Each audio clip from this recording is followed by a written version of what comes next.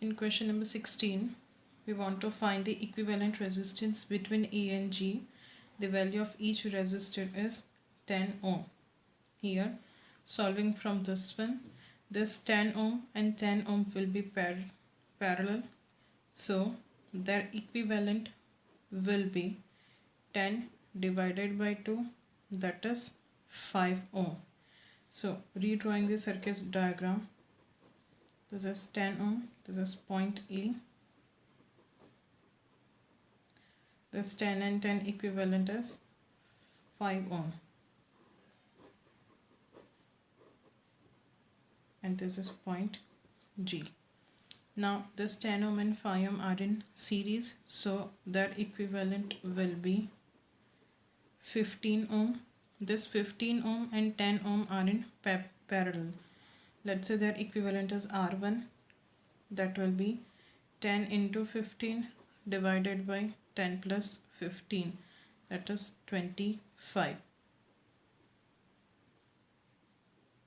So R1 is 6 ohm. Again, redrawing the circuit diagram, 10 ohm and this equivalent is 6 ohm. Between A and G, these two resistors are in series, so RAG is equals to 16 ohm. So option 1 is correct option. In question number 17, the color coded resistor is given. We want to find its resistance. The resistance R can be written as AB into 10 power C plus or minus D. Here A is the color, is the value of green, B related to red, C related to orange, and D related to silver. From this we can write A is 5, B is 2 into 10 power C is 3 plus or minus for silver 10% ohm.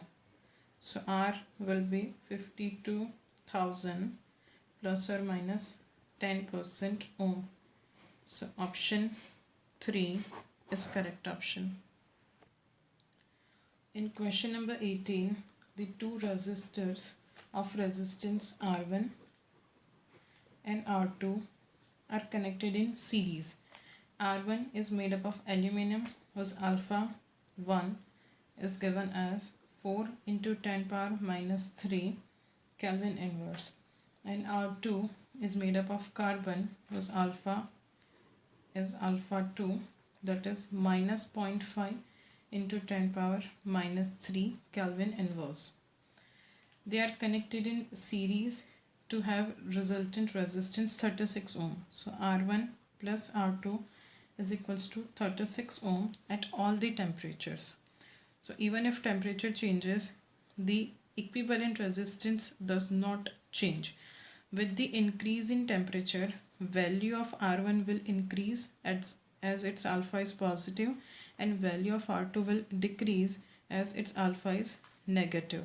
So the delta R1 magnitude should be equal to delta R2 in order to have equivalent resistance 36 ohm at all the temperatures. We can write delta R1 is equals to R1 alpha 1 delta T is equals to R2 alpha 2 delta T. This delta T will get cancelled out.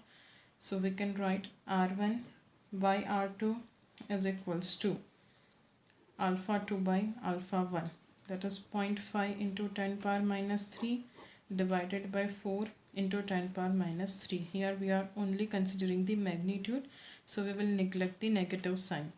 So R1 by R2 is equals to 1 by 8. So we can write R2 is equals to 8 R1. Put this value in this equation. 9 R1 is equals to 36. So R1 is equals to 4 ohm and R2 will be 32 ohm. So option 3 is correct option. In question number 19, the length of wire is given 1 meter The area of cross section is 2 into 10 power minus 3 centimeter square, that is 2 into 10 power minus 3 into minus 10 power minus 4 meter square. The resistance is 10 ohm. We want to find the resistivity of material. R can be written as L rho by A. So resistivity will be R into A by L. Resistance is 10 ohm. Area of cross section is 2 into 10 power minus 7 divided by the length, that is 1 meter. So resistivity will be 2 into 10 power minus 6 ohm meter, or 2 into 10 power minus 4 ohm centimeter. So option 2 is correct option. In question number 20, for the given circuit diagram, we want to find the current I. For that, first we have to find the R equivalent. This current at the point B will divide into two parts. Let's say this current is I1 and this current is I2. Same current I2 will flow through this branch CE. So these two resistance are in series and their equivalent will be in parallel with 30 ohm. So we can rearrange the circuit diagram as 2 volt battery. This point is E, this point is B. Between them 30 ohm resistance and their equivalent will be 60 ohm. Now these two resistances are in parallel, so R equivalent will be 30 into 60 upon 30 plus 60. The formula is R1 R2 upon R1 plus R2. So it will give us the answer 20 ohm. So I will be equal to V by R equivalent. V is 2, R equivalent is 20. So I will be equal to 0.1 ampere. So option 1 is correct option. In question number 21, a silver wire has a resistance R1 is equals to 2.1 ohm at temperature T1 is equals to 27.5 degrees Celsius, and R2 is equals to 2.7 ohm at temperature T2 is equals to 100 degrees Celsius. We want to find the temperature coefficient of resistivity, that is alpha. We can write R1 is equals to R0 1 plus alpha delta T1, and R2 is equals to R0 1 plus alpha delta T2. Taking the ratio, R1 by R2 will be 2.1 divided by 2.7. This R0 will get cancelled out. So 1 plus alpha delta T1 will be 27.5 divided by 1 plus alpha delta T2 will be 100. So this will be equal to 7 by 9 is equals to 1 plus 27.5 alpha divided by 1 plus 100 alpha. Cross multiply this. So 7 plus 700 alpha is equals to 9 plus 247.5 alpha. Solve this equation for the value of alpha. We will get alpha is nearly equal to 0.004 per degree Celsius. So the nearest answer is option 4. In question number 22, for the given arrangement, we want to find the current I. Here we will use the concept of Kirchhoff's current law, KCL, that is, at any junction, current entering is equals to current leaving. If we consider this point A, then total current entering here is 2 plus 2, 4 ampere. So total current leaving will also be 4 ampere. Now at this junction, the total current entering is 4 ampere. So total current leaving must be 4 ampere. So we can write 4 is equals to 1 plus 1.3 plus I. Simplifying this, we will get I is equals to 1.7 ampere. So option 1 is correct option. In question number 23, we want to find the potential difference between A and B. Given the current from the circuit is 2 ampere. Here we will use or we will write the KVL equation. We start from this point. The potential at point A is, let's say, VA. Current always flows from high potential to low potential. As we move across this 1 ohm resistance, we are losing some potential, so sign will be minus. Potential will be I into R, that is 2 into 1, so 2 volt. As we move across this battery, we are moving from low potential to high potential. That means we are gaining potential of 9 volt, so we will use plus sign, 9 volt. Again, across the resistance we will lose the potential, so minus of IR, that is 2 into 2, 4. Now across this battery we are moving from high potential to low potential, so again we are losing potential of 3 volt, so minus 3. And across resistor the potential loss will be I into R, that is 6, is equals to potential at B is 9 will get cancelled out, so VA minus VB is equals to 6 volt. So option 1 is correct option.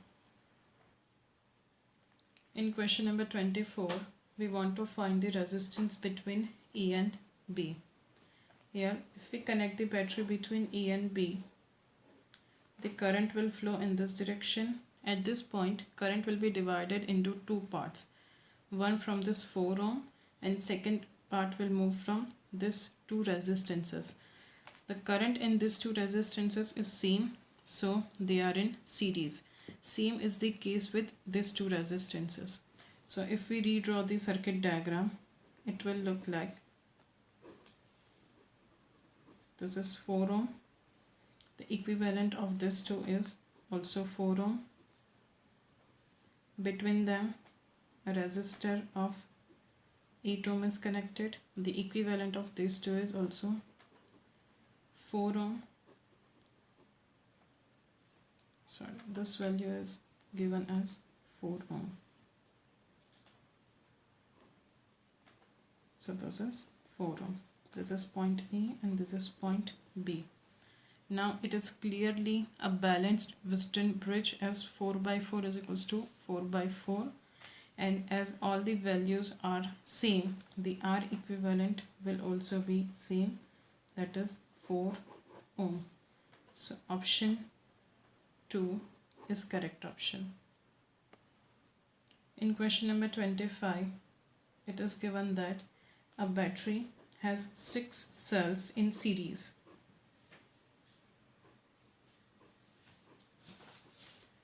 Each are having the potential difference of 1.5 volt. So the net equivalent will be 1.5 into 6, that will be 9 volt. They all are having internal resistance of 1 ohm. As the cells are connected in series, their internal resistance will also be connected in series. So our internal total will be 6 ohm. This is connected in series with an external resistance of 24 ohm. We want to find the potential drop across the load, that means potential drop across this 24 ohm resistance. For that, first we have to find the current through the circuit. Let's say current is I is equals to V by R. Potential difference is 9 volt, divided by R equivalent will be 24 plus 6, that is 30 ohm. So I will be 3 by 10 ampere. This 3 by 10 ampere current will flow through this resistance. So potential difference across it will be V is equals to IR, that is 3 by 10 into 24. So potential difference will be 7.2 volt. Option 1 is correct option. In question number 26, it is given that the EMF of a Daniell cell is 1.08 volt. Let us see its internal resistance is R ohm. It is connected across the load of resistance 3 ohm. The potential difference across this resistance is found to be 0.6 volt. We want to find the value of this internal resistance R. As the total supply is 1.08 volt, the potential difference across 3 ohm is 0.6 volt. Then the potential difference across this resistance will be 1.08 minus 0.6 volt. That will be 0.48 volt. Now, as these two are in series, current through them will be same. So current through the 3 ohm resistance is given by 0.6 by 3, and current through the internal resistance is given by 0.48 divided by R. Simplifying this, we will get R is equals to 2.4 ohm. So option 2 is correct option. In question number 27, a student is asked to connect 4 cells of EMF 1 volt each and internal resistance 0.5 ohm in series with an external resistance of 1 ohm. But one cell is wrongly connected by him. That means the sign of one cell is opposite or reversed. We want to find the current in this circuit. Here the net EMF will be, these 3 are added, that means 3 volt minus 1 volt, that will be 2 volt. R equivalent will be, this all resistance are in series, so 1 plus 2, that will be 3 ohm. So I is V by R, that is equals to 2 by 3 ampere. So option 2 is correct option. In question number 28, a heater coil is cut into 2 parts of equal length. Let's say resistance of this heater coil is R and its length is L. Now it is cut into 2 equal parts, each of length L by 2. The ratio of heat produced by this half coil to that by the original coil we want to find. Let's say heat produced by the half coil is H dash and heat produced by original coil is H. Here in both the cases they are connected to same source. That means potential difference in both the cases will be same. Heat can be written as V square by R into T. From this we can write H is inversely proportional to L. H is inversely proportional to R, but we know R is equals to L rho by E. So R is directly proportional to L. So we can write H is inversely proportional to L. So H dash by H is equals to, the original length was L divided by the length of cut part is L by 2. So H dash is equals to 2H. So the ratio will be 2:1. So option 1 is correct option. In question number 29, it is given that if the electric current in the lamp decreases by 5%, then the power output decreases by how much percent? Power can be given as I square R. Here resistance is constant, and as this percentage change is very small, we can apply error analysis. So percentage change in power is equals to 2 times percentage change in current.